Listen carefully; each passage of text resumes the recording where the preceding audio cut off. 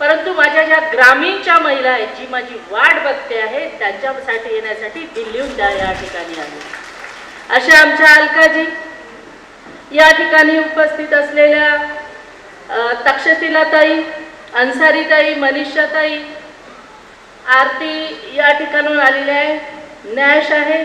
आणि मी सॅल्यूट करते धवडताई, तुम्हाला खरंच सॅल्यूट करते. मी ऐकत होती एक एक शब्द. जेव्हा तिकीटची मागणी चालू होती तेव्हा मी सुद्धा म्हटलं मला धवडताईचा चेहरा आठवत नाही. कारण काय झालं की या मतदारसंघामध्ये आमची महाराष्ट्राची व्हाईस प्रेसिडेंट तिकीट मागत होती आणि मग शेवटी संघटनेमध्ये काम करत असताना आम्हालाही असं वाटतं की आम्ही त्यांना तिकिटा दिल्या पाहिजे, आम्ही त्यांचं नाव पुश करत होतो. पण आज तुमचं जेव्हा स्पीच ऐकलं तेव्हा मला खरोखर वाटलं की काही हिरे असे असतात की जे नजरेतून तळतात. आमच्याकडे जी ताकद आहे, न्याय होती, आम्ही सगळ्यांसाठी तिकिटा शेवटपर्यंत लढाई आम्ही लढली.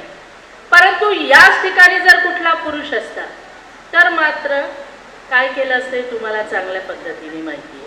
परंतु महिलांची ही ताकद आहे, महिलांची ही सहनशीलता आहे. महिलांचा हा खरोखर मी म्हणते ना, एक प्रकारे म्हणजे सहनशीलतेची देवी जे म्हणतात ते महिलेचंच रूप आहे आणि ते आज मी तुमच्यामध्ये पाहिलं. परंतु मी या ठिकाणाहून सांगते की अलकाजीला मी कायम बघते. मी 7वी ऑल इंडियाची प्रेसिडेंट आहे की जी मी बघते आहे सातत्याने. पण महिलांविषयी काहीतरी केलं पाहिजे, महिलांना ताकद दिली पाहिजे, हे सर्व मी अलकाजीमध्ये पाहते. काय आहे की संघटना चालवत असताना पक्षामध्ये बऱ्याच अडचणी असतात आणि बरेचदा असं होतं की आपण न्याय देऊ शकत नाही. परंतु मी बघितलं की 2 दिवसपर्यंत अलकाजी झोपू शकल्या नाही. अलकाजी सातत्याने सांगत होत्या की संध्याजी मैं इसको टिकट नहीं दे पाई, मैं इसको टिकट नहीं दे पाई, मैं इसको टिकट नहीं दे पाई, मुझे अच्छा नहीं लगता. मैं चाहती हूँ कि गवर्नमेंट आने के बाद वो हर महिलाओं को मैं न्याय दूँ. आणि त्यांनी स्वतः राहुलजीशी जाऊन सुद्धा बोलल्या.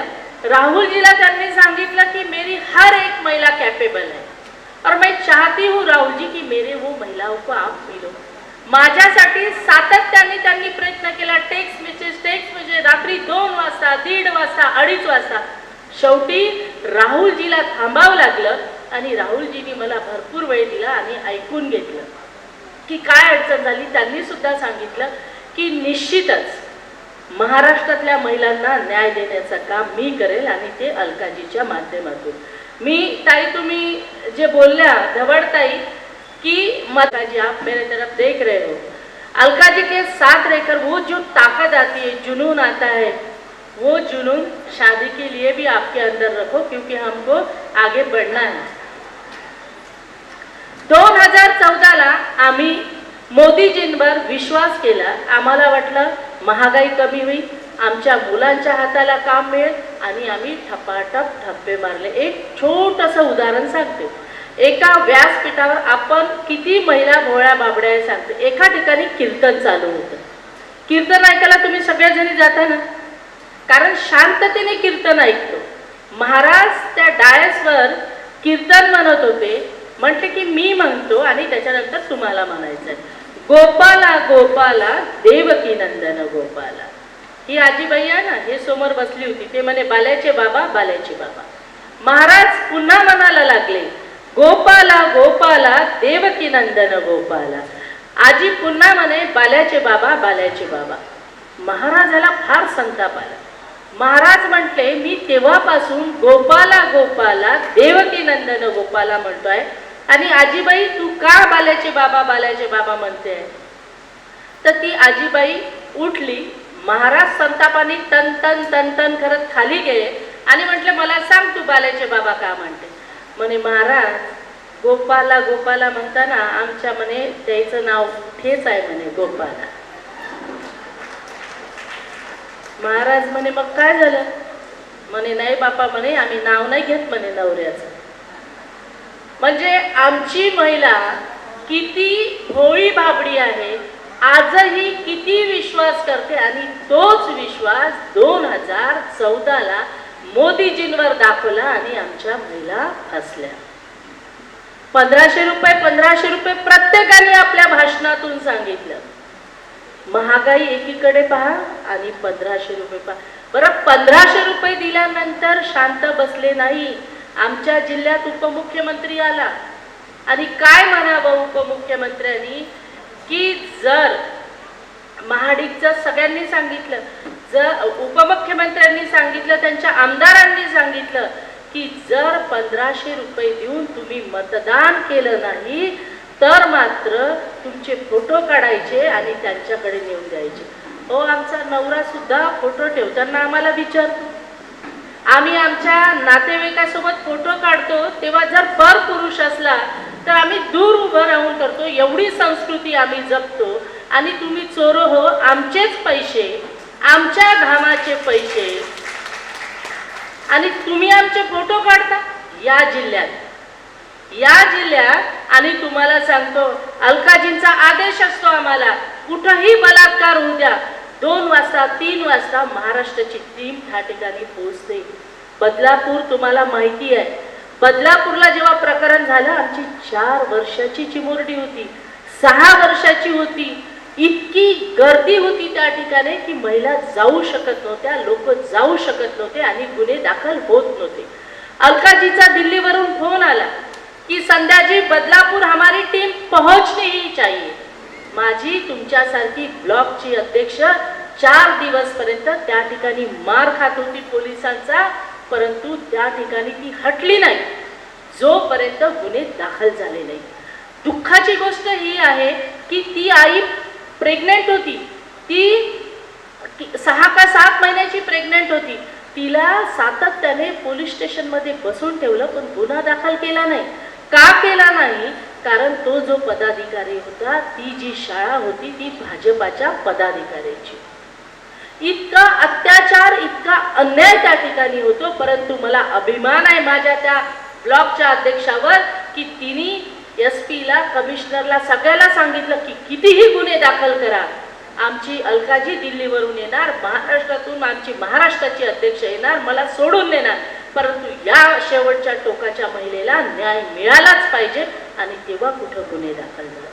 आणि तुम्ही सातत्याने देशभर कुठेही फिरा, ज्या ठिकाणी भाजपाचं सरकार आहे त्या ठिकाणी सर्वात जास्त महिलांवर अत्याचार होत आहे. मी फक्त शेवटला एक हे सांगेल, कारण अलकाजीला बोलायचं आहे आणि त्यांचं तुम्ही ऐकलं पाहिजे. त्यांचा एक शब्द ऐकण्यासारखा आहे. गोसीखुर्द या ठिकाणी झालं. मी सुद्धा पहिलं इलेक्शन वयाच्या 21व्या वर्षी जिंकली होती ताई. मी जिल्हा परिषदची तुमच्यासारख्याच एका छोट्याशा गावातून आलेली आहे. मला कोणी तिकीट सुद्धा देत नव्हतं, परंतु तुम्ही घेतलं, लढली आणि मग सातत्याने निवडून आली. त्यावेळेस माझ्याकडे सुद्धा असं चॅलेंज होतं पुनर्वसनाचं. बेंबळा हा प्रकल्पग्रस्त आहे आणि पुनर्वसनासाठी मी एकटी, तुम्ही माझ्या मतदारसंघात जाऊन विचारू शकता, भाजपाचं सरकार होतं, पण सातत्याने मी त्या ठिकाणी लढा दिला. माझ्या सर्व बांधवांना, भगिनींना शहरामध्ये पुनर्वसन दिलं, त्यांचा मोबदला मिळवून दिला, त्यांच्या हाताला काम दिलं. परंतु गोसीखुर्दहून इतके वर्ष झाले, परंतु गोसीखुर्दचं आजही काम तुम्ही बाधित आहात असं मला तक्षशिला ताईंनी सांगितलं. मला एकच सांगायचं आहे की ताई जर असत्या ताई तर तुमच्या मागे लागून आम्ही करायची गरज नसती. आम्ही संजय दादांना या ठिकाणी सांगणार आहे, कारण आम्ही ऐकलं की सातत्याने ते या ठिकाणी फिरत होते. तुम्हाला या ठिकाणाहून मी एवढं आश्वासन देऊ शकते की या ठिकाणी पुनर्वसनाचे जे काय कामं राहिले, आम्ही त्या ठिकाणी त्यांच्यासोबत राहून तुमचे सर्व मोबदले मिळवून देऊ. दुसरा एक की आमच्या ज्या भगिनी बसलेल्या आहे, या सर्व भगिनींना हाताला काम पाहिजे आणि या ठिकाणी अलकाजी जैसे आप चाहती हो कि देश के हर महिला को काम मिलना चाहिए, आमच्या इथे मेंबरशिप सुरू केलेली आहे आम्ही. आणि ती मेंबरशिप अशी आहे की ₹100 घेऊन आपण मेंबर बनवतो आहे महिलांना. असंख्य हजारो महिला त्या ठिकाणी मेंबर झाल्या. ₹100 त्याची फी आहे, पण तरीही सुद्धा महिला हिरारीने त्या ठिकाणी सदस्य बनतायत. आणि मग तुम्हाला वाटेल की ₹100चं काय करणार, तर अलकाजीने एकच सांगितलं की जे ₹100 तुम्ही जमा होईल त्या ठिकाणी तुम्हाला मशीन देणार आहे. जेणेकरून तुमच्या हाताला काम मिळेल.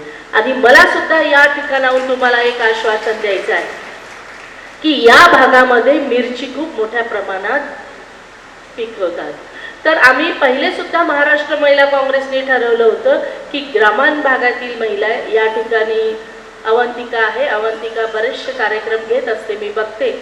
महिलांच्या हाताला काम देण्यासाठी आपण मिरचीचा हा उपयोग करू की मिरचीचं पावडर तुम्ही घरी सुद्धा काढू शकता. प्रत्येक महिला, प्रत्येकाच्या घरी मिक्सर आहे, काही ठिकाणी जे आहे काढणी यंत्र आहे. हे तिखट तुम्ही बनवायचं, त्याचं व्यापारपेठ उपलब्ध करून देण्यासाठी आम्ही सर्व सज्ज राहू. हे मी ऑल इंडियाच्या वतीने आणि महाराष्ट्राच्या वतीने तुम्हाला सांगते. वेळ कमी आहे, संजय दादा निवडून आल्यानंतर या ठिकाणी आम्ही निश्चित येऊ, त्यांच्या वतीने आश्वासन देऊ. मी माझे 2 शब्द समजते. तो तक्षशिला जी ने बताया, मैंने इनको कहा है नाश्ता अच्छा से करके आना, तो अच्छे से नाश्ता करके आइए. चूहे तो नहीं कूद रहे पेट में, थोड़ा इंतजार कर सकती है. मुझे बताया गया है कि मैं आपको खुशखबरी दूं कि मेरा भाषण अंतिम भाषण है, इसके बाद सबने बोल लिया है. तो ये खुशखबरी है या नहीं कि अब और नहीं झेलना पड़ेगा, अब और भाषण नहीं सुनने पड़ेंगे, अब सीधा खाने पे जाएंगे. हाँ, मैं आप सभी का धन्यवाद करती हूँ. महिला कांग्रेस की राष्ट्रीय अध्यक्ष हूँ. पूरे देश की आधी आबादी के मान सम्मान, उनके हक, उनके अधिकारों की लड़ाई भारतीय राष्ट्रीय महिला कांग्रेस हम लड़ रही है. हमारी आबादी देश में 70 करोड़ है. कितनी है हम? कितनी है हम? हम कितनी है? 70 करोड़. लेकिन फिर भी हमें कहा जाता है ये अबला है, ये बेचारी है. 70 करोड़ है हम अबला हैं, हम बेचारी हैं, हम शोषित हैं.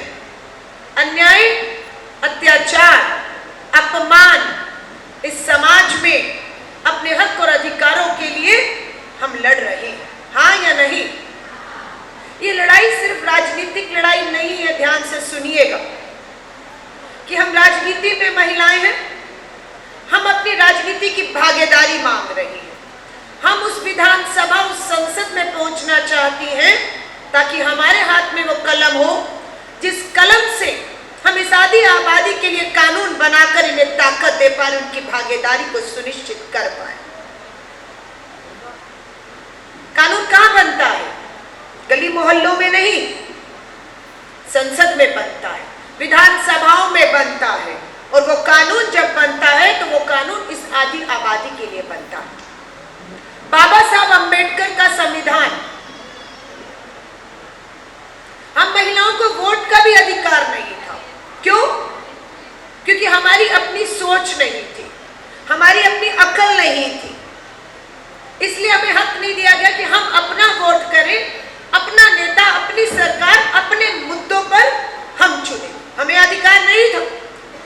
लेकिन फिर बाबा साहब अंबेडकर ने देश का संविधान लिखना शुरू किया, पंडित जवाहरलाल नेहरू जी, और हमारी आधी आबादी को पुरुषों के बराबर का हक दिया और हमें मतदान का अधिकार मिल गया. और हम अब मतदान करके अपनी सरकार, अपना नेता चुनते हैं. आपके यहाँ पर कब है मतदान? तारीख क्या है? क्या तारीख है? 20 तारीख को. और आज 13 तारीख को पहले चरण का मतदान झारखंड और पूरे देश में चल रहा है. लेकिन आपके यहाँ पर एक ही चरण में 20 नवंबर को वोट पड़ना है. वोट किसका है? किसका वोट है? आपका वोट है ना. प्रदेश किसका है? सरकार किसकी बनेगी? भविष्य किसका उनके हाथों में जा रहा है? तो ऐसे दे देंगे अपना भविष्य किसी के हाथों में. मैं मिली एक माँ से, बहुत दुखी थी, परेशान थी, नाराज थी. क्यों? महंगाई है, बेरोजगारी है, गुजारा नहीं होता, इच्छा पूरी नहीं होती है, इसलिए दुखी और परेशान थी. पूछा वोट किसको दोगी? दुखी और परेशान माँ ने कहा दे देंगे जिसको देना होगा, दे देंगे जिसको देना होगा. एक बटन दबाना है, दबा देंगे. लेकिन वो बटन दबते ही आपकी जो परेशानियां हैं वो खत्म होंगी या बढ़ेंगी, ये आपको सोचना है। बढ़ेगी नहीं। अगर आप कांग्रेस को, महाविकास आघाड़ी को वोट देते हो तो बढ़ेंगी नहीं। बढ़ी क्यों? क्योंकि आपने जिनको वोट दिया, सत्ता सौंपी, उन्होंने आपकी परेशानियों को कम करने की बजाय बढ़ा दिया है। डबल इंजन की सरकार है। दिल्ली में इनकी भाजपा की और गठबंधन की, यहां पर भी उनकी सरकार। महंगाई है या नहीं? है या नहीं? घरेलू सिलेंडर कितने का खरीदती है? 200 रुपए का? 300 रुपए का? कितने का तो बताइए ना। हाँ, 1100, 1200, 1300? ज्यादा है या कम है कीमत? कम होनी चाहिए थी या नहीं? किसको करनी थी? जो सत्ता में बैठे। हाँ या नहीं? महिलाओं को मदद चाहिए थी। 5 साल निकल गए, पैसा था खजाने में, बहनों को मदद होनी चाहिए थी, लेकिन पैसा गया कहाँ? ऐसा नहीं है कि आपकी सरकार के खजाने में पैसा नहीं है, पैसा भरा हुआ है, लेकिन वो पैसा आपकी जेब में नहीं आ रहा। आपको महंगाई, बेरोजगारी से राहत के लिए नहीं आ रहा। वो पैसा जा कहाँ रहा है? वो पैसा भ्रष्टाचार, दलाली में जा रहा। कहाँ हुआ भ्रष्टाचार? कहाँ खाई किसी ने दलाली? कहाँ गया वो पैसा? छत्रपति शिवाजी महाराज की मूर्ति, करोड़ों रुपए की मूर्ति, एक हवा के झोंके से धराशायी हो जाती है। क्यों? क्योंकि उस मूर्ति में भ्रष्टाचार था, उसमें दलाली खाई गई थी, और इसलिए छत्रपति शिवाजी की मूर्ति एक हवा के झोंके से धराशायी हो जाती है, स्वाभिमान को ठेस पहुंचती है। पंडित जवाहरलाल नेहरू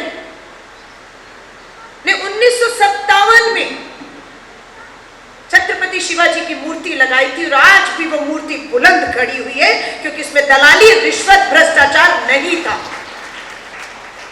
क्या आप ऐसी सरकार को वोट देंगे जिसने छत्रपति शिवाजी की मूर्तियों में भी दलाली खाई हो?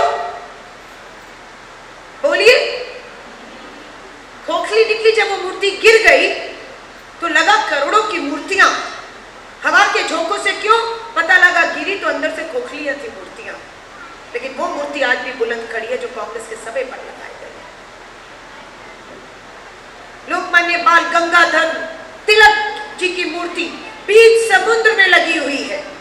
कितने तूफान आए, कितनी सुनामियां आई, पर बाल गंगाधर तिलक जी की मूर्ति समुद्र के बीच में आज भी बुलंद खड़ी हुई है, क्योंकि वो कांग्रेस के सभे पर लगाई गई थी। ये पैसा भ्रष्टाचार में जा रहा है।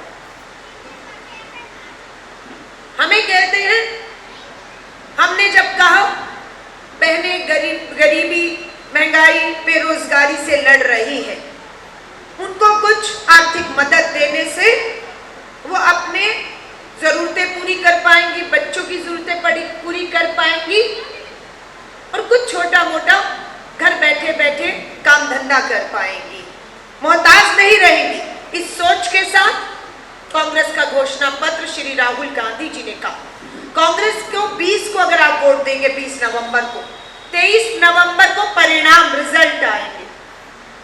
1 दिसंबर के बाद पहली कैबिनेट की बैठक में पहली मोहर लगेगी कि महाराष्ट्र की हर बहनों को हर महीने की 1 तारीख को 3-3 हजार रुपया खाते में हम डालेंगे। हमने कर्नाटक में सरकार चला रहे हैं, हम तेलंगाना में सरकार चला रहे हैं, हम हिमाचल में हम अपनी सरकार चला रहे हैं। बहनों के खातों में पैसे जाते, 3,000 आया तो बहन ने सिलाई की मशीन खरीद ली, कपड़े सिल रही है, घर की भी जरूरत पूरी और बाहर के भी 2 कपड़े सीख कर कमा रही। एक बहन ने 2 महीने का 6,000, एक ने 3 महीने का 9,000 जोड़ लिया, और आज वो बहन जरूरत के लिए कर्ज नहीं मांगती, उल्टा किसी की मदद कर रही है, क्योंकि आज उसके पास आर्थिक ताकत है।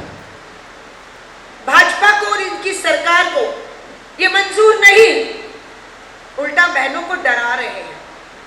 जैसे मेरी बहन ने बताया, भाजपा का कोल्हापुर से सांसद है, नाम है धनंजय महादिक, ऐसी ही भरी सभा में हमारी बहनों को डराते हैं, धमकाते हैं, कहते हैं जो बहन कांग्रेस की सभाओं में जा रही है हम उसका वीडियो बना रहे हैं, फोटो खींच रहे हैं और उनके चेहरे देख रहे हैं, हम सरकार में आए तो तुम्हारी सरकारी योजनाओं का लाभ बंद कर देंगे। ये गुंडागर्दी है या नहीं? ये बदमाशी है या नहीं? किसी के बाप का पैसा है, जनता का पैसा है, आपका पैसा है, उस पे आपका हक है, हाँ या नहीं? और महिलाएं डरने से महाराष्ट्र की, कोल्हापुर की, नागपुर की ये डर जाएंगी। आप लोग डर गई? आज भी आई हुई है, बनाइए जितना वीडियो बनाना है। डर तो नहीं लग रहा किसी को हमारा वीडियो बन जाएगा, भाजपा के सांसद को दिखा दिया जाएगा, मेरी योजना का लाभ बंद हो जाएगा? डर तो नहीं रही कोई बहन मेरी? नहीं डर रही ना? तो अपने मोबाइल से अपना वीडियो बनाइए और कहिएगा तुम भी दम लगा लो, हम भी दम लगाते हैं, देखते हैं कौन किसका हक मारता है और कौन किसकी कुर्सी छीनता है। तुम हमारा हक मारोगे, हम तुम्हारी सत्ता और कुर्सी छीनने जा रहे हैं। एक तरफ हम, एक तरफ वो, हाँ या नहीं? सत्ता में बैठा नेता अगर महिलाओं को डराएगा, धमकाएगा और कह रहे तुम्हारी व्यवस्था कर दी जाएगी। एक नेता हमारी महिलाओं को कह रहा है तुम्हारी व्यवस्था कर दी जाएगी। कैसे शब्द है ये? कैसी सोच है ये? जब एक नेता ऐसा है तो क्या महाराष्ट्र में महिलाओं के प्रति जो अपराध है, अपमान है, वो खत्म हो सकता है जब नेता की सोच ऐसी? अभी मेरी अध्यक्ष संध्या सवालाखे जी महाराष्ट्र की महिला अध्यक्ष हो, थाने के बदलापुर में नर्सरी में पढ़ने वाली बच्ची के साथ गलत काम होता है। यह है महाराष्ट्र की पवित्र धरती, छत्रपति शिवाजी महाराज, जीजाबाई, कितने नाम है। ये अपराध हो कैसे सकता है? सोच कैसे आ रही है? मासूम नाबालिग बच्ची को नोचने के से पहले उसकी रूह आत्मा क्यों नहीं कांपी? क्यों उसको डर नहीं लगा? क्यों? क्योंकि सत्ता में बैठे नेता इन बलात्कारियों को का संरक्षण करते हैं, इनका बचाव करते हैं, इसलिए इनकी हिम्मत बढ़ रही है, हाँ या नहीं? जिस दिन इन्हें फांसियों की सजा होने लग गई, इनकी रूह कांपेगी या नहीं कांपेगी किसी माँ बहन बेटी की तरफ आंख उठाते हुए, हाँ या नहीं? कोई नाम याद है आपको जो आप बता सके कि अभी हाल ही में एक बेटी के साथ जघन्य अपराध करने वाले को फांसी के तख्ते पर इस भाजपा की सरकार ने झुलाया? कोई वाक्य है याद कि बलात्कार किया था, फांसी हो गई? है कोई ऐसा उदाहरण? लेकिन हमारी एक बहन ने बताया 3 लाख से अधिक मामले, अरे मामले नहीं है, हमारी बेटियां हैं वो, 3 लाख नाबालिग मासूम बेटियां जिन्हें नोचा गया है, जिनके अस्पताल में ऑपरेशन हो रहे हैं। तुम्हारे लिए मामला होगा, मुकदमा होगा। हमारी 3 लाख बेटियां न्याय मांग रही हैं। हम मांग कर रहे हैं स्पेशल कोर्ट बिठाइए। क्या मतलब है स्पेशल कोर्ट का? जो कोर्ट सिर्फ और सिर्फ इसी मामलों की सुनवाई करेगी और किसी मामले की सुनवाई नहीं करेगी। खास स्पेशल कोर्ट का गठन करिए। हम मांग कर रहे हैं। इन्होंने किया? नहीं किया। आम अदालतों में केस भेजते हैं, तारीख पे तारीख मिलती है, न्याय नहीं मिल रहा है, सजाएं नहीं मिल रही है, डर नहीं पैदा हो रहा, लेकिन बलात्कार हो रहे हैं। फास्ट ट्रैक कोर्ट, क्या है ये फास्ट ट्रैक कोर्ट? क्या है मतलब? सालों मामले नहीं चलेंगे। नाबालिग बेटी के बलात्कारियों की सुनवाई फास्ट ट्रैक, यानी कि रोज अदालत बैठेगी, रोज सुनवाई होगी और 3 महीने के अंदर दोषी करार दिया जाएगा तो फांसी के तख्ते पर चढ़ाना होगा उसको। लेकिन फास्ट ट्रैक कोर्ट है, फास्ट ट्रैक कोर्ट में भी केस 14 साल से चल रहा है। कैसा फास्ट ट्रैक कोर्ट है? 14 साल से न्याय नहीं है, कहने को फास्ट ट्रैक स्पेशल कोर्ट। और मैं आबादी को यह कहने आई हूं कि आपको फैसला करना है कि अभी भी आजादी के 75 सालों बाद भी आपको अपनी सुरक्षा के लिए, अपने हक और अधिकारों के लिए आज भी किसी पर निर्भर रहने की जरूरत है? और 75 साल निर्भर रहना चाहती है? या कमान अब समय आ गया हम अपने हाथ में लेना चाहती हैं? हाँ या नहीं? 33% महिला आरक्षण कानून लोकसभा में पास। खुशी माहौल, क्या बहनें पहुंचेंगी विधानसभाओं में, लोकसभाओं में, पंचायतों में, कलम होगी उनके हाथ में और आधी आबादी को न्याय मिलेगा। कानून आ गया है, लेकिन धोखा हुआ। क्या धोखा हुआ?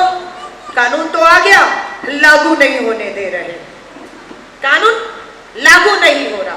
अगर लागू होता तो क्या होता? महाराष्ट्र के अंदर 288 सीटों में 33% आरक्षण होता तो 85 से 90 बहनें महिला आरक्षित सीटों पर चुनाव लड़ती, जीतती, सदन में पहुंचती, फिर हमें आधी आबादी को भीख नहीं मांगनी पड़ती, हम अपने हक छीन कर लेकर आते। लेकिन आज क्या है? आरक्षण नहीं है, जिस वजह से हमारी चंद बहनों को मौका मिला है, हिम्मत दिखा रही है, गैर आरक्षित सीटों पर चुनाव में खड़ी है, सामने पुरुष खड़े हुए हैं, उनसे मुकाबला कर रही है। राहुल गांधी जी की सोच नहीं है कि सिर्फ राजनीतिक सशक्तिकरण होना चाहिए। राजनीतिक सशक्तिकरण तो हो गया तो चंद महिलाओं को विधायक बन जाएंगी, सांसद बन जाएंगी। राहुल जी की सोच है आर्थिक सशक्तिकरण होना चाहिए। आर्थिक सशक्तिकरण, हर महिला के हाथ में घर बैठे बैठे काम और कमाई अपनी होनी चाहिए, उसका अपना बैंक खाता और उसमें उसका पैसा होना चाहिए। ये बहन का क्यों अपमान होता है? क्यों हम बोझ हैं? क्योंकि हमारे पास अपना काम, अपनी कमाई नहीं है। हमें अपनी छोटी छोटी जरूरतों के लिए यूं हाथ फैलाना पड़ता है। हाँ, श्रृंगार का सामान है, कपड़ा है, खाना है, बच्चे की जरूरत है, हर समय हाथ। इज्जत किसमें है? इसमें, या जब हमारे हाथ में हमारा काम, हमारी कमाई होगी और हमारे हाथ यूं से यूं हो जाएंगे कि अब हमें तुमसे मांगना नहीं, अब हमारे पास काम है, कमाई है, अब मैं ऐसे नहीं ऐसे रहूंगी। इज्जत इसमें है। और कांग्रेस की सोच है कि हाथ को अब यूं नहीं, हमारी आधी आबादी के हाथ यूं से यूं करने हैं। और ये कब होगा? जब आपके बैंक खातों में सीधा सरकार 3-3 हजार रुपया डालेगी और आप उस 3 हजार से अपने आप को ताकत देने का कोई छोटा मोटा काम और कमाई शुरू करें।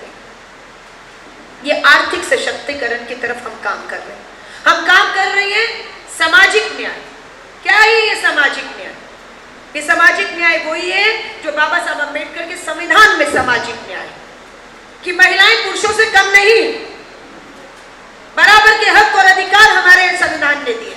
उस संविधान को आज चोट पहुंचाने का, बदलने का प्रयास आरएसएस और भाजपा लगातार कर रही है। बाबा साहब अम्बेडकर का संविधान बदलना चाहते हैं। कितनी बहनें चाहती हैं कि हाँ, बाबा साहब अम्बेडकर का संविधान अब बदल जाना चाहिए? हाथ खड़ा करिए जो चाहती है ये बदल दो। मां बदल दे तो हाथ नीचे करो। कौन चाहती है कि बाबा साहब अम्बेडकर का संविधान बदल दिया जाए? और कौन चाहती है कि नहीं, बाबा साहब अम्बेडकर के संविधान को आज भी नहीं आनी चाहिए, हम आगे बढ़कर इसके लिए लड़ाई को लड़ेंगे और इस संविधान के हक अधिकारों को हम कतई भी किसी को छीनने नहीं देंगे। और इसकी लड़ाई आपको लड़नी है। हर एक के पास मोबाइल है, बनाइए अपना छोटा छोटा वीडियो, करिए समर्पित बाबा साहब अम्बेडकर को, करिए संविधान को समर्पित, ललकार कर कह दीजिए, आंख भी मत उठाइएगा इस संविधान के ऊपर, क्योंकि हम नारी नहीं चिंगारी हैं। हम नारी नहीं, बाबा साहब अम्बेडकर के संविधान पर आज नहीं आने देंगे। ये लड़ाई आपको क्या लगता है? ये आधी आबादी की, 70 करोड़ की आबादी, ये चंद महिलाएं जो मंच पर बैठी हैं, ये लड़ लेंगी हम अकेली? मैं महिला कांग्रेस की राष्ट्रीय अध्यक्ष हूं। देश में 28 राज्य हैं, 8 केंद्र शासित राज्य हैं। इन 36 राज्यों का दौरा करके इसी तरह की लाखों बहनों को मिलकर आ रही हूं। लेकिन क्या आपको लगता है कि महिला कांग्रेस की राष्ट्रीय अध्यक्ष होने के नाते ये लड़ाई 70 करोड़ की मैं अकेली लड़ लूंगी और जीत जाऊंगी? क्या करना होगा? आपको और आपको साथ देने के लिए मेरे साथ दिल्ली नहीं चलना है, क्या करना है? जहां भी बैठी हैं, घर में, मोहल्ले में, समाज में, पड़ोस में आवाज उठानी है, संदेश जाना चाहिए। आज महिलाओं पर अन्याय, अत्याचार संविधान पर आज आ रही है, उसका दोषी, माफी चाहूंगी, बुरा मत मानिएगा, हम भी हैं उसकी दोषी। क्यों? हम चुप हैं। क्यों हम चुप हैं? और हमारी चुप्पी को, हमारी खामोशी को सत्ता में बैठे लोगों ने हमारी सहमति समझ लिया है कि ये तो चुप है, ये तो कुछ बोल ही नहीं रही है, यानी कि इसको हमारे हर थोपे हुए फैसले मंजूर हैं। बनने देंगे अपनी चुप्पी, अपनी खामोशी को, अपनी सहमति? बोलिए, बोलिए ना। आप भी नहीं बोलेंगी तो कब बोलेंगी? बुलंद आवाज में बोलिए कि नहीं रहेंगी चुप। असहमति है तो असहमति है, बोलेंगी ये मंजूर नहीं है। और जहां सहमति होगी वहां बताएंगे कि हाँ हमारी सहमति है। मेरी सहमति के बिना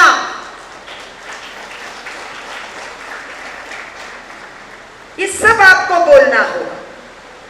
बस आप जहां पर भी हैं बोलिए, लड़िए अपने हक अधिकारों के।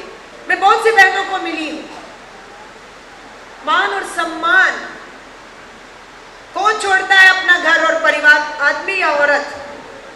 माँ बाप बदल गए, भाई बहन बदल गए, घर बदल गया, हाँ नाम बदल गया, पंडित जी नाम निकाल लेते हैं, नाम के पीछे दूसरा नाम भी बदल गया, पहचान भी बदल गई, सब कुछ बदल गया। और एक परिवार में आकर सब कुछ अपना सौंप दिया। अब जो कुछ भी है, माँ बाप भी कहते हैं डोली गई है इस घर से, अर्थी उधर से उतरनी चाहिए। ये कहा के भेजा जाता है कि इस घर से डोली है, अर्थी वहां से उतरनी चाहिए। नई मुंबई की एक बहन संध्या सवालाखे जी और मैं गई। घरेलू हिंसा, अन्याय, अत्याचार, मारपीट होती रही उस बेटी के साथ। बेटी घर आती रही, हफ्ता 10 दिन माँ बाप के घर रही। माँ बाप हर बार उसको समझाकर वापस भेजते रहे कि नहीं अब वही तुम्हारा घर है, परिवार है, कुछ भी है सहो। लेकिन सहने की सीमा थी। धैर्य टूटा उस बच्ची का, उस बहन, उस बेटी का। सोचा फांसी लगा लो, लेकिन गोद में बच्चा था। कितने साल का बेटा था संध्या ताई? उसका, नई मुंबई वाली का 3 साल का। सोचा फांसी लग जाऊं। माँ बाप के घर जाती है, दुखी माँ बाप वापिस भेज देते और फिर शोषण, अन्याय, अत्याचार, हिंसा। नहीं कर पाई आत्महत्या, घर से निकल गई, पहाड़ी पर मंदिर नई मुंबई पर चली गई। वहां पर शांति के लिए भगवान का मंदिर है, मन शांत हो जाएगा, इस तरह के विचार नहीं आएंगे, क्योंकि कोई उम्मीद नहीं, कोई सहारा नहीं, नहीं सहन हो पा रहा। मंदिर में जाती है, माँ बाप जाते हैं 6 तारीख को, 7 को, बेटी नहीं आ रही, बहू नहीं आ रही, थाने में शिकायत दर्ज होती है। पुलिस वाले कहते हैं बच्ची नहीं है, आ जाएगी। पुलिस ने खोजने की कोशिश नहीं की। माँ बाप कहते रहे मोबाइल है उसके हाथ में, सीसीटीवी फुटेज खंगालिए, बेटी दुखी है, परेशान है, खोजो। पुलिस ने कोई मदद नहीं की।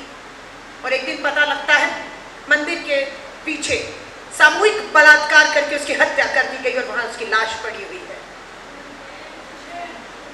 ये हुआ उसके साथ। देखा कि दुखी है, परेशान है, अकेली है, मंदिर में आई है, वहां पर उसको अपना हवस का शिकार बना लिया और सामूहिक बलात्कार करके हत्या कर दी। घर गए उसके, तब ये सारी कहानी पता ली और माँ बाप को कहा। बेटी बार बार आ रही थी, क्यों उसको मजबूर किया? मिली है मुझे बहुत बहनें, शरीर नीले पड़े हुए, क्या हुआ? आदमी पीटता है उसको। क्यों खाती हो मां? शरीर तुम्हारा है, हाथ मत उठाओ किसी पर हमला करने के लिए, पर अपने बचाव के लिए हाथ क्यों नहीं उठता तुम्हारा? अपने बचाव के लिए क्यों नहीं उठा सकती आप हाथ? कोई हाथ तुम्हारी तरफ उठ रहा है, तुम्हारे शरीर को नोच रहा है, तुम्हारे साथ हिंसा कर रहा है, तुम्हारा अपमान कर रहा है, तब भी चुप रहोगी? उस हाथ को रोकोगी नहीं? हम किसी पर हमला नहीं कर रहे हैं, लेकिन अगर कोई हम पर हमला करे तो ये मेरा हक और अधिकार है कि मैं उस हमले को रोकूं। लेकिन हम चुप हैं। समाज ऐसा है, सिखाया गया है, पढ़ाया गया है, संस्कृति है, ऐसा करना है, वैसा करना, सब कुछ हमारे लिए ही बना है। अब आपसे पूछती हूँ, फिर बहनों से पूछा, क्या चाहिए? गहने नहीं चाहिए, कपड़ा भी नहीं चाहिए, अच्छा क्या चाहिए? आंखों में आंसू, बस आदमी प्यार से बोल लिया करे। मैंने पूरी जिंदगी दे दी, लेकिन मुझे प्यार नहीं मिलता, मुझे सम्मान नहीं मिलता, मुझे जहालत मिलती है और मुझे हिंसा का शिकार। मैं सिर्फ मान, प्यार, सम्मान चाहती हूँ। कभी आवाज आई है कि आदमी घर के बैठे हुए कोई फैसला कर रहे हैं और आवाज आए कि छोड़ो सारे काम, आओ इधर बैठो। आदमी बैठे कुछ बड़े छोटे फैसले ले रहे हैं परिवार को लेकर, तुम्हारी भी राय चाहिए। बहनों ने कहा नहीं आती ऐसी आवाज कि आदमी बैठे हैं घर परिवार के, कुछ बड़े छोटे फैसले ले रहे हैं, उन फैसलों में हमारी भी राय चाहिए। ये बुलाकर बिठाकर पूछा नहीं जाता। एक बहन ने कहा उल्टा ये जरूर होता है, अरे तुम्हें क्या पता, तुम क्या बीच में बोल रही हो, जाओ उठो जाके अपना काम करो। क्या काम है हमारा? झाड़ू, पोछा, बर्तन, कपड़ा, हाँ वो तो हम कर ही रही हैं और उस काम की हमें कोई कमाई नहीं मिलती है। अगर उस काम की कमाई मांगनी शुरू कर दी तो देश की अर्थव्यवस्था में हमसे बड़ा योगदान किसी का नहीं होगा। हम काम करती हैं, आदमी जाता है बाहर काम करने, आदमी बाहर काम करने जाता है, शाम को आता है, कमाई लेकर आता है, और हम सारा दिन घर में काम करती हैं और हम कुछ भी नहीं करती हैं। क्या करती हो? कुछ नहीं करती, घर रहती है। हाँ यही होता है ना, काम करती हो नहीं, कोई काम नहीं करती, कोई कमाई नहीं। तो ये महिला कांग्रेस की जो लड़ाई, इवन कि हमारा जो महिला कांग्रेस की स्थापना भी इंदिरा गांधी जी ने की थी। भारत की पहली महिला प्रधानमंत्री, भारत रत्न, शहीद होगी 40 गोलियों से उनका सीना छन्नी किया गया श्रीमती इंदिरा गांधी जी का, जब वो प्रधानमंत्री थी। और अपनी शहादत के, अपनी हत्या के सिर्फ 1 महीना पहले उन्होंने भारतीय राष्ट्रीय महिला कांग्रेस की स्थापना कर गए। इस सोच के साथ कि सादी आबादी को न्याय मिलेगा, इनके हक और अधिकार मिलेंगे। और इस लड़ाई को हम पिछले 40-42 सालों से, इंदिरा जी के जाने के बाद भी, मैं राष्ट्रीय अध्यक्ष हूँ, हमारी प्रदेश अध्यक्ष हैं, तक्षशिला जी हमारी जैसी नेता है, यहाँ पर हमारी योगिता ब्लॉक अध्यक्ष है, और ये पूरी महिलाएं, ये महिला नेता है हमारी, ये महिला कांग्रेस के पदों पर है। और इनकी जिम्मेदारी हम सब की। हम लोगों ने सदस्यता अभियान शुरू किया क्योंकि बहनों ने कहा हम आपसे जुड़ना चाहती हैं, पर कैसे जुड़े, कहाँ से जुड़े। हमने सिंपल एक मोबाइल पर एक ऐप जारी किया कि आप स्कैन करिए, देश में कहीं भी हैं आप सदस्य बनिए। 15 सितंबर को इंदिरा गांधी जी ने महिला कांग्रेस की स्थापना की और 15 सितंबर से अभी तक देश में 3 लाख से ऊपर बहनें हमारी सदस्य बन चुकी हैं। मैं अभी आपको बता रही थी, आप ही की इस विधानसभा में 210 बहनें हैं जिन्होंने हमारी सदस्यता ली, और उनके नाम, नंबर, चेहरे, वोटर आईडी, उनका आईडी पहचान पत्र हमारे पास तैयार पड़ा हुआ है। और अब हम उन्हें आर्थिक, राजनीतिक और सामाजिक सशक्तिकरण देने वाले हैं। हम उन्हें घर बैठे बैठे काम और कमाई देने वाले हैं। जो बहनें महिला कांग्रेस की सदस्य नहीं बनी, बनना चाहती हैं, जुड़ना चाहती हैं, तो मैं आपसे कहूंगी, ये मंच पे बैठी बहनों को कहिएगा कि आप सदस्य बन गई। 210 बहनें इसी एक अकेली विधानसभा से सदस्य बनी हैं, हमें भी सदस्य बनाओ। हमें भी जुड़ना है, हमें भी शामिल होना है, हमें भी जानना है कि देश दुनिया में हो क्या रहा है, ताकि कोई हमें ये ना कहे इसे कुछ नहीं पता। हाँ या नहीं? हमें सब पता है। अभी राहुल जी और हम सब विचार कर रहे थे कि महिलाओं को ताकत कैसे दी जाए। तो सबसे पहले हुआ आर्थिक ताकत, पैसा दीजिए, अपनी मर्जी से अपनी ज़रूरतों को पूरा कर सके, मोहताज ना रहे कोई भी, हमारी माँ बहन बेटी अपनी ज़रूरतों के लिए, तो हम वो करने जा रहे हैं। दूसरा हुआ कि बेटियां स्कूल जाती हैं, कॉलेज जाती हैं, नौकरियों पर जाएंगी, सुख दुख में, त्योहार में, रिश्तेदार परिवार में जाएंगी, आना जाने के लिए बसों में सफर करना पड़ता है, इस महिला को टिकट लेनी पड़ती है, खर्चा होता है। हमारा वायदा है 20 को आप वोट करेंगी, 23 को परिणाम आएगा। पहली कैबिनेट की मीटिंग में हम पूरे महाराष्ट्र में यातायात परिवहन महिलाओं के लिए पूरी तरह मुफ्त करने जा रहे हैं। क्या पूरे महाराष्ट्र में कोई भी बहन कहीं पे भी आए जाए, बस में चढ़ो, बस से उतर जाओ, टिकट नहीं लेना होगा। ये अच्छा एक प्रयास है या नहीं? तो आप सभी बहनों को कहूंगी,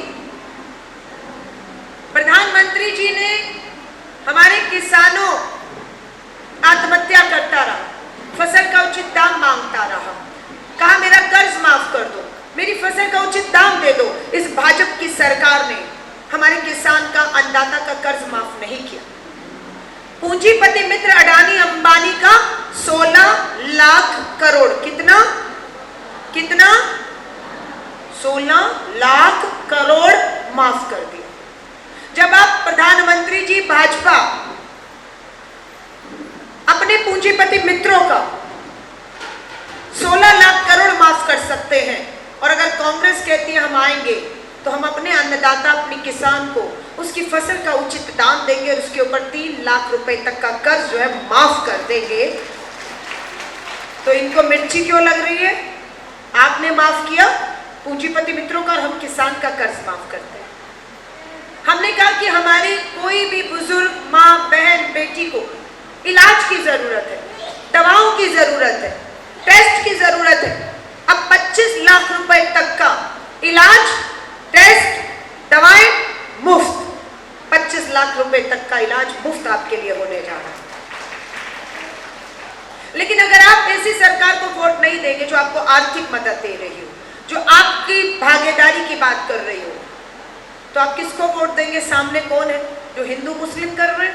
कोल्हापुर से आई हूँ, पहले मुंबई थी, 10-15 दिन से घर नहीं गई हूँ, घर बार छोड़कर महाराष्ट्र घूम रही हूँ। मुंबई से कोल्हापुर, कोल्हापुर से पुणे, पुणे से नागपुर, और नागपुर से अकोला, और पता नहीं कहां कहां भी जाऊंगी। ये सब जगह मैं आपको फिर कह रही, कोल्हापुर में मैं सभा कर रही थी, बोला कोल्हापुर में मेरी सभा में हिंदू भी था, मुस्लिम भी था, सिख भी था, और बोला यहाँ कभी दंगे नहीं हुए। लेकिन पिछले चुनाव आने से पहले, कुछ दिन पहले 2 बार दंगों की स्थिति, हालात पैदा हो गए। हिंदू मुस्लिम को आपस में लड़वा दिया, मंदिर मस्जिद के नाम पर भिड़वा दिया, जातियों के नाम पर भिड़वा रहे हैं। क्यों? अपनी राजनीतिक रोटी सेक रही है। ये नहीं बता रहे कि आप सत्ता में हो, ये बताओ कितने लोगों को रोजगार दिया, कितनी बेरोजगारी खत्म की, कितनी महंगाई खत्म की, कितनी माँ बहन बेटियों को सुरक्षा दी। इस पे सवाल नहीं कर रहे। बाबा साहब अम्बेडकर के संविधान पर हमला हो रहा है, राहुल गांधी जी के ऊपर उंगली उठाई जा रही है। मैं आधी आबादी को सिर्फ यही कहूंगी, कहने को बहुत सी बातें, लेकिन अगर आपको सदस्य नहीं बनी और आप सोच रही हैं कि हाँ ये अकेली लड़ाई मैं नहीं लड़ सकती, और आपने वायदा किया है कि हम साथ देंगे, आपने कहा है या नहीं कहा आप साथ देंगी? हम अबला बेचारी नहीं है ना? हाँ, मैं गीत आपको समर्पित करके निवेदन करके जाऊंगी कि हमारे यहाँ पर जो उम्मीदवार हैं, उमरेड विधानसभा से संजय नारायण राव जी, जानते हैं? कांग्रेस हाथ का निशान है, 4 नंबर का बटन है, तारीख 20 नवंबर, 4 नंबर का बटन है, कांग्रेस हाथ का निशान है, और संजय नारायण राव जी हमारे उम्मीदवार हैं। मैं आपको वायदा करके जा रही हूं, हाँ मैंने पूरा नहीं बोला, लेकिन आप तो जानते हैं। हाँ, तो संजय जी मेश्राम जी हमारे उम्मीदवार हैं। अगर ये जीतेंगे, विधायक बनेंगे, मैं आपसे वायदा कर रही हूँ, 5 साल विधायक रहेंगे, 5 साल सरकार रहेगी, वायदा है, पहली कैबिनेट की मीटिंग, पहली मोहर 3,000 रुपये और फ्री बस यात्रा की घोषणा करनी होगी। देरी हुई, हक अधिकार नहीं मिला, तो आपने कह दिया है मैं अकेली नहीं हूं, अब मेरे साथ हैं आप, हम लड़ेंगे इस लड़ाई को, और आपका हक दिसंबर नहीं तो जनवरी तक 3,000 रुपये और फ्री बस यात्रा शुरू करनी होगी। हाँ या नहीं? सो मैं गीत आपको समर्पित करना चाहती हूँ, क्योंकि आपका बहुत समय ले लिया, 3 बजने को आ रहे हैं। साथ देंगी पक्का? और ये मुलाकात आपकी मेरी पहली है। हाँ, पहली बार मिल रही है, पहली मुलाकात, अंतिम मुलाकात तो नहीं होगी, दोबारा बुलाएंगी। हमारी नेता जो मंच पे बैठी है, इनका निवेदन है कि हमारे उम्मीदवार जिन्हें हमने कहा था कि आप अपना प्रचार करिए, इन बहनों की जिम्मेदारी हमने ले ली है, और इन बहनों ने 70 करोड़ की जिम्मेदारी ले ली है, तो उन्हें आने की जरूरत नहीं, पर फिर भी हमारे लिए खुशी की बात है कि आपके विधानसभा के उम्मीदवार खुद आपके बीच में आपसे अपील करने आ रहे हैं। तब तक एक गीत आपको समर्पित करना चाहती हूँ। तक्षशिला जी, आपका तहे दिल से धन्यवाद करती हूँ। आप दलित समाज से आती हैं, एससी समाज से। शोषण, अन्याय, अत्याचार के खिलाफ जिस तरीके से आप लड़ रही हैं, उसकी चर्चा है। आप हमारे यहाँ की अध्यक्ष रही, एससी समाज से हैं, लेकिन टिकट मांगा, नंबर था, नहीं मिला, और अगर आरक्षण होता तो टिकट घर चलकर मिलता। लेकिन अभी हमारा संघर्ष लंबा है। नैश बैठी हुई है, हमारी जिला, खड़ी हो जाओ, ये हमारी जिला की अध्यक्ष थी। नैश ने भी टिकट मांगा, संघर्ष किया, नहीं हो पाया, लेकिन पार्टी के साथ तिरंगा झंडा लेकर 70 करोड़ की और आपकी आबादी के लिए लड़ रहे हैं। संध्या सवा लाखे जी हमारी प्रदेश की अध्यक्ष हैं, इन्होंने भी टिकट मांगा, लेकिन आरक्षण नहीं किया ना इन्होंने। आरक्षण होता तो ये बहनें विधायक, आमदार बनकर हमारे हक और अधिकार की भीख नहीं मांग रही होती, छीन कर ला रही हो। तो आप सभी से कहूंगी, एक गीत है, कोमल है, कोमल है, कमजोर नहीं तू। क्योंकि जिस बहन को यहाँ पर लगता है, जिस माँ को लगता है हम कमजोर हो रही हैं, नहीं, आप कमजोर नहीं हैं। हर माँ, बहन, बेटी एक दूसरे की तरफ देखो, कोमल है हम, पर हमारी कोमलता को हमारी कमजोरी समझकर कोई हमारे मान सम्मान पर ठेस पहुंचाने की गुस्ताखी करता है। उसकी गलतफहमी को दूर करना चाहिए या नहीं? करना चाहिए या नहीं? तो कोमल है, कमजोर नहीं। तो इस गीत में उसका जिक्र है। इस गीत में माँ सीता के बारे में कहा गया है कि माँ सीता, तुम्हारी अग्नि परीक्षा हुई थी, तो हम क्या हैं? हम तो कलयुग में हैं, लेकिन माँ सीता तुम्हारी सदियों पहले अग्नि परीक्षा हुई, और वो अग्नि परीक्षा आज भी जारी है। हमारी हर बहन को उस अग्नि परीक्षा से गुजरना पड़ता है। इसमें माँ मीरा का जिक्र है कि माँ मीरा, तुमने प्यार में जहर का प्याला पिया था, और आज भी हमें प्यार में परिवार के प्रति प्यार है, हमारा समर्पण है। सब कुछ देने के बाद भी इज्जत, मान, सम्मान, स्वाभिमान के लिए लड़ रही हैं, और हर पल हम भी मीरा माँ की तरह जहर का प्याला पी रही हैं। हाँ या नहीं? जो परम तब था वो आज भी है। हाँ, अबला और बेचारी, और इसमें संविधान का भी है जिक्र कि अब मैं अबला और बेचारी नहीं हूं, अब मेरे संविधान ने मुझे बराबरी का हक और अधिकार दे दिया, मैं पुरुषों की तरह हर चीज में भागीदारी है। सरकारी नौकरियों में हम अपनी पढ़ी लिखी बेटियों के लिए आरक्षण मांग रहे हैं। हम विधानसभा, लोकसभा हो, सरकारी नौकरियां हो, संस्थान हो, हर चीज में हम अपनी भागीदारी को, आधी आबादी, पूरी हिस्सेदारी मांग रही है। इसी को लेकर ये गीत आप गाएंगे इसके साथ।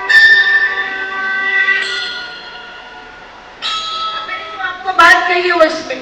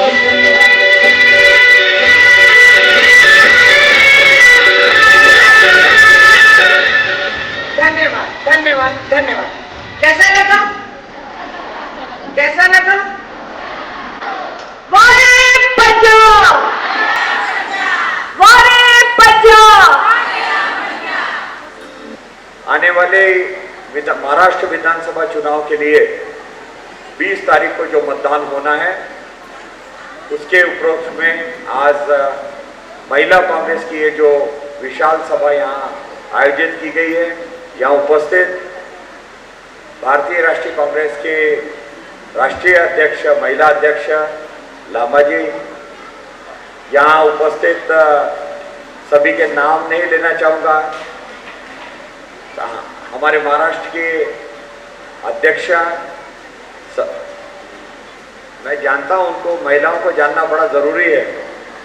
सभा लाखे ताई, यहाँ उपस्थित मंच पर सभी सम्माननीय महिलागण, सामने बैठी मेरी सभी लाड़की बहना, क्योंकि लाड़की बहना शब्द बहुत कॉमन हो चुका है, बट मैं कहना चाहूँगा कि आज सभी की निगाह और सभी राजकीय दलों की निगाह सिर्फ महिलाओं पर है। और ये इसलिए है क्योंकि आप आधी आबादी हो। अब लोग आपके तरफ महिला कर नहीं देख रहे हैं, वो आपको अपना वोट बैंक करके देख रहे हैं, इसलिए आपकी तरफ ध्यान ज्यादा है। और मैं समझता हूं कि ये एक बहुत अच्छी बात है। महिलाओं का नेतृत्व तैयार होने के लिए बहुत बड़ी लड़ाई लड़नी पड़ती है। अलका जी को मालूम है, यहाँ जितनी भी महिलाएं बैठी हैं उनको मालूम है, क्योंकि महिलाओं की भूमिका सिर्फ चूल और मूल, मतलब सिर्फ बच्चा पैदा करना और अपने रसोई तक रहती है। वहाँ से बाहर निकलकर इस आह्वान को स्वीकार करना बहुत तकलीफदायक है। इसके लिए बहुत आरक्षण की जरूरत थी। महिलाओं को आरक्षण मिला, सरपंच बने, अपने ग्राम पंचायत के सदस्य बने, मगर फिर भी एक दुख यही है कि महिला सामने रहती है और आदमी पीछे से ड्राइविंग करते रहता है। मतलब सरपंच पद अपने को मिलता है, मगर सही मायने में उस सरपंच पद का जो अधिकार है, जो महत्व है, जो दायित्व है, वो अच्छी तरह से समझ नहीं पाते।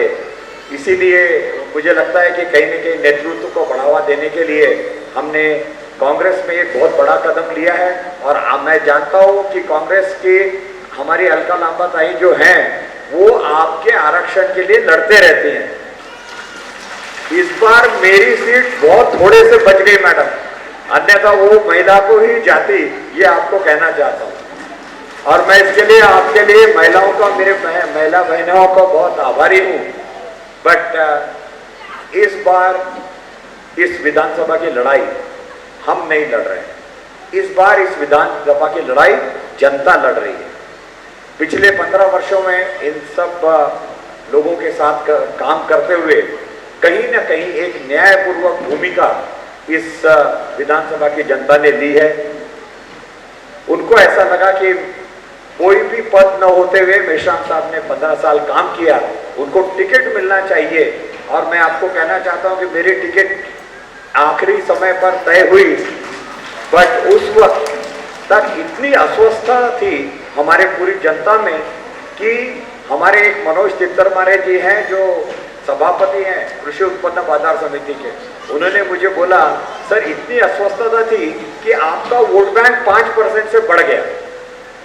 मतलब इतना प्यार इस जनता ने मुझे दिया है और मैं उसके लिए बहुत बहुत आभारी हूँ। इस जनता, इस विधानसभा क्षेत्र के लिए जो भी मैं कर सकूँ वो जरूर करूँगा। बेरोजगारी बड़ा मुद्दा है, महिलाओं का नेतृत्व सामने आना बहुत ज़रूरी है, इसके लिए एक बहुत बड़ा कदम हम लेने वाले हैं। मैं आप लोगों को शुभकामनाएं देता हूं और बहुत बहुत धन्यवाद देता हूं कि आपने मेरे प्रचार के लिए इतनी बड़ी सभा का आयोजन किया। और एक ही अपील करूंगा कि एक गारंटी हमने दी है महिलाओं के लिए, वो गारंटी है कि महिलाओं के सम्मान में एक 3,000 रुपये हर माह हम आपको देने वाले हैं। और उसी के साथ महिलाओं को प्रोत्साहन देने के लिए कि वो खुद अपना काम कर सके, आगे बढ़ सके, एक अवसर हमने दिया है जो हमने तेलंगाना और कर्नाटक की महिलाओं को दिया है। वो है कि आने वाले, अगर हम यहाँ सत्ता में बैठे तो आप लोगों का बस का प्रवास पूरा का पूरा फ्री होगा, जिसके लिए अनुसार हमारे बच्चियां हैं जो परीक्षाओं के लिए जाती हैं, हमारे जो लड़कियां हैं जो एग्जाम के लिए जाती हैं या दूसरे कामों के लिए जाती हैं, उससे बहुत बड़ा प्रोत्साहन मिलेगा। इस गारंटी को आप आखिरी महिला तक पहुंचा सके तो मुझे लगता है हम बहुत बड़ा एक कामयाबी का सिलसिला इसमें शुरू करेंगे। मैंने एक सजेस्ट किया था, हमारी जो महिला अध्यक्ष है जिन्होंने इस कार्यक्रम का पूरा आयोजन किया है, इस शहर के अध्यक्ष हमारी रिटर्न करताई, कि मैडम बहुत सारी महिलाएं सदस्य हैं ग्राम पंचायत में, उन सब ग्राम पंचायत के सदस्यों को अगर हमने बुलाया और उनको कहा कि भाई ये महिलाओं के लिए है, आप इसको महिलाओं तक पहुंचाइए, तो मैं समझता हूं कि गांव की आखिरी महिला तक इस योजना को हम पहुंचा सकते हैं। यही मेरी आपसे रिक्वेस्ट रहेगी। फिर एक बार आप सभी लोगों को आणि मराठीत बोलतो कारण तुम्हाला सगळ्यांना चांगलं समजेल। हमारी मैडम अलका जी, ये हमारी सरपंच बैठी हुई सामने गुचे मैडम, एक बहुत बड़े गांव की सरपंच है वो, और बहुत कॉन्फिडेंस से अपने हस्बैंड को कुछ करने नहीं देती, खुद करती हैं। इसके लिए एक बहुत बहुत तालियां बजनी चाहिए। और मैं समझता हूँ ऐसे सरपंच अगर आने लगे तो हमारे जो काम है वो काफी हल्का हो जाएगा।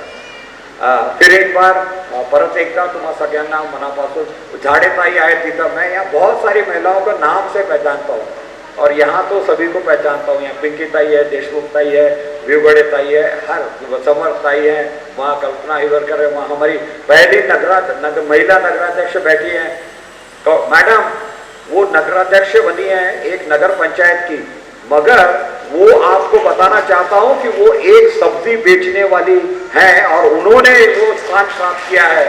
इसके लिए उनका भी धन्यवाद। मैं इन सबको जानता हूं और आप ये सब मेरे पीठ के पीछे मैं जानता हूं, और आपकी शक्ति और हमारी शक्ती मिलके येणाऱ्या 20 तारखेला पंजा समोर बटन दाबो भारतीय राष्ट्रीय काँग्रेसच्या उमेदवाराला विजयी कराल एवढीच विनंती करतो। तुम्हा सगळ्यांना खूप खूप शुभेच्छा देतो आणि जिद्दीने काम करा एवढंच सांगतो आणि आपली रजा घेतो। जय हिंद, जय महाराष्ट्र।